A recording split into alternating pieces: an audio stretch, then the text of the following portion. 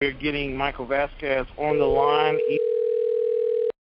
I welcome you back to the best in urban conservative talk. One ringy dingy, two ringy dingy. Hello. Listen, we are heard on all 7 continents. Good evening, Mr. Vasquez. It is a great honor and privilege to have you on the air with us tonight. Well, I'm glad to be speaking with you as well. Well, thank you so much.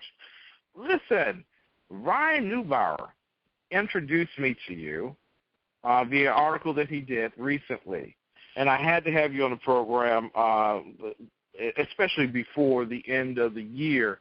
You are running a race right now in New York, and I have to ask you, why are you running against a Republican? Because there's a Republican that's holding that spot. Yes, indeed, there is. And I tell you, it was a tough decision.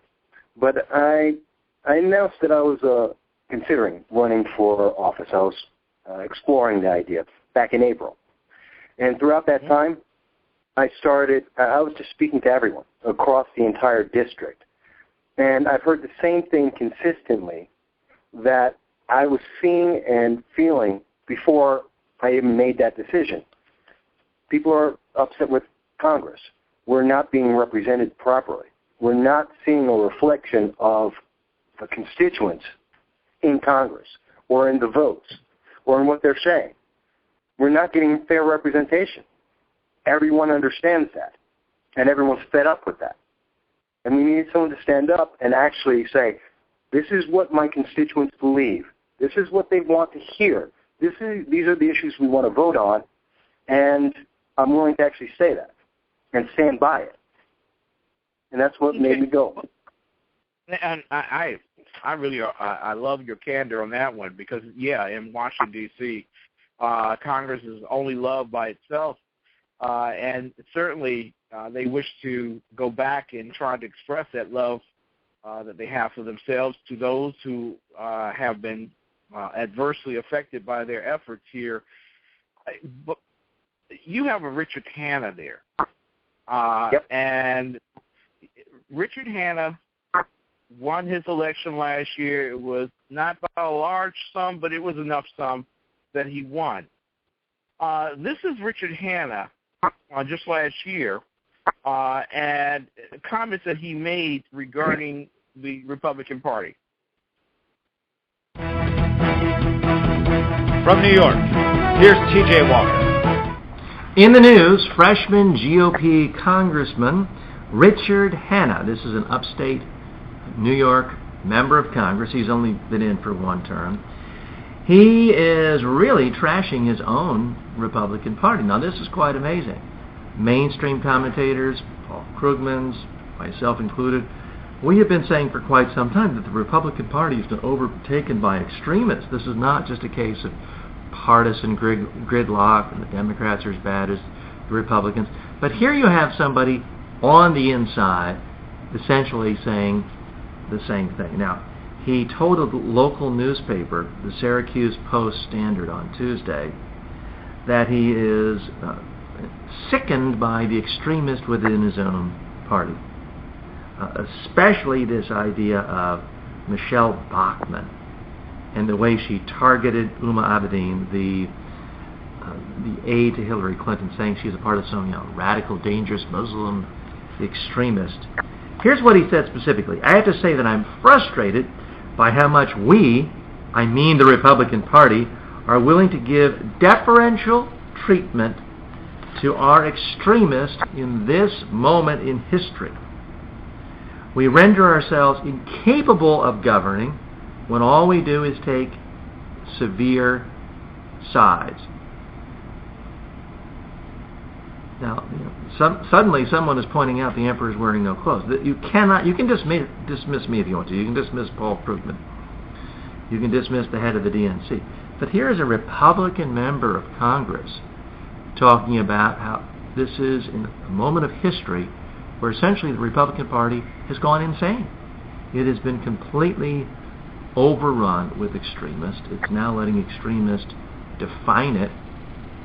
And what I especially like is the way he is distancing himself. He says, I'm frustrated by how much we, I mean the Republican Party. It's almost as if he wants to switch parties. Well, Let me tell you, Congressman, if you want to switch parties, the Democrats might not agree with you all the time, but they will at least listen to you. They won't demonize you. They won't call you insane anytime you have a disagreement. So come on over. We'd love to have you.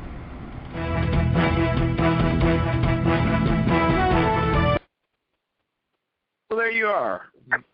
Congressman Richard Hanna has a offer on the table to join the Democrat Party because of his resentment towards the extremists, which he believes have taken hold of the party.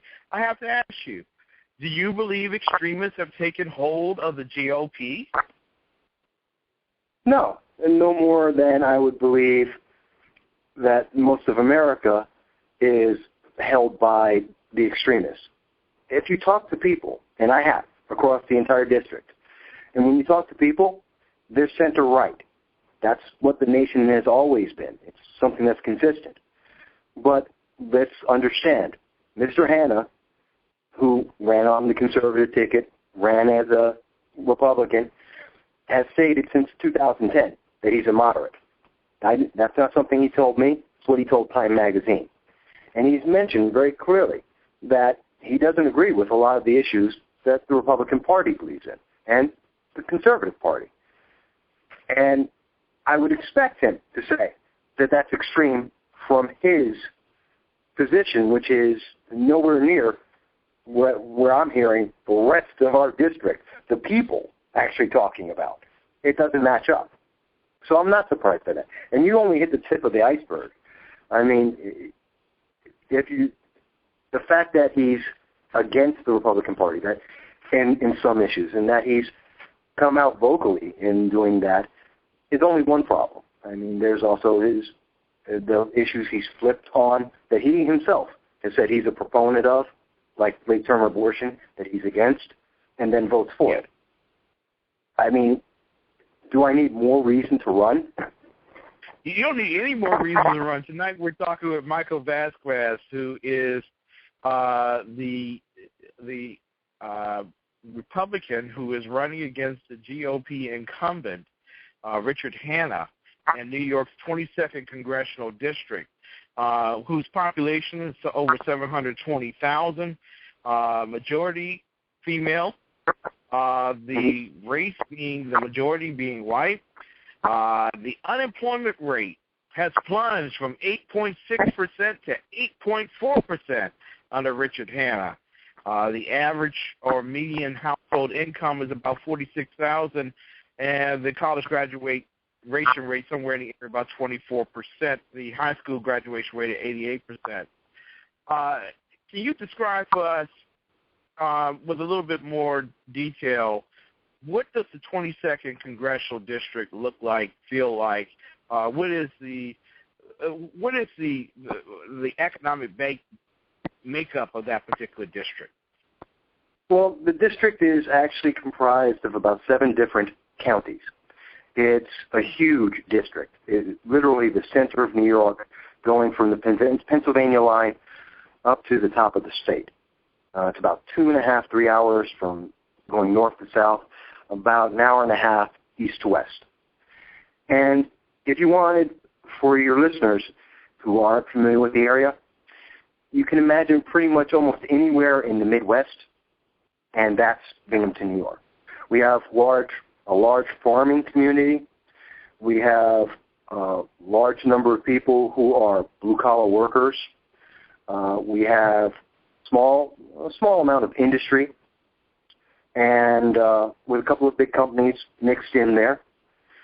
And we have a lot of people struggling, and have been for a long time. As manufacturing leaves New York State, as it leaves the nation, we're seeing people having to just try and struggle to make ends meet, and they're not getting a lot of help from the policies that we see being enacted by both Congress and the executive under President Obama.